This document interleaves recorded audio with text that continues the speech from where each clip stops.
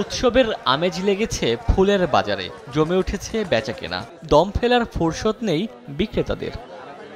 থরে থরে সাজানো গোলাপ, গ্লাডিওলাস, জারবেরা, রজনীগন্ধা, চন্দ্রমল্লিকা সহ বিভিন্ন প্রজাতির ফুল।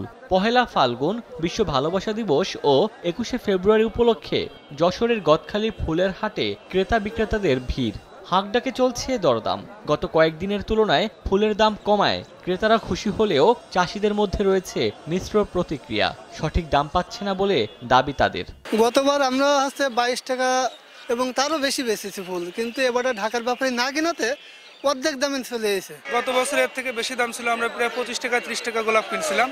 এবার আমরা সেটা ১২ টাকা ১৪ টাকার মধ্যে কিনতে পারতেছি। জারবারা বিক্রি হয়েছে আমার ১৪ থেকে ১৬ টাকা, আর গ্যালো ডিলাক্স নিয়ে আসছিলাম, গ্যালো ডিলাক্স আমার বিক্রি হয়েছে ৭ থেকে ৯ টাকার ভিতরে। গত বছর তো ২৫-৩০ টাকা আমরা পাইছিলাম, কিন্তু এবছর তো সেই টার্গেটটা আমাদের বেশি গেছে। অন্যান্য বছরের তুলনায় এবছর দামটা একটু কম। এদিকে আমদানি বেড়ে যাওয়ায় ফুলের দাম কমেছে বলে জানিয়েছে গদখালি ফুল চাষি ও ব্যবসায়ী সমিতি। বাজারে ফুলের আমদানি এবছর একটু বেশি তুলনামূলক, যার কারণে দামটা কম। বিশেষ করে গরম, কারণ হঠাৎ গরম পড়াতে ফুল ফুটতেছে বেশি, যার কারণে ফুলের আমদানি বেশি। যশোরে ফুলের দাম কমলেও ঝিনাইদহের চিত্র ভিন্ন।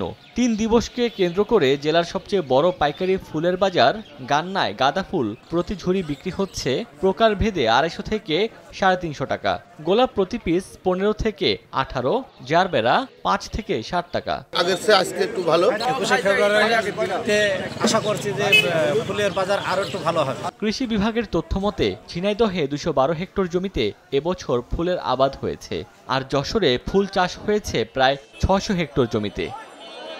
ওমর ফারুক, সময় সংবাদ।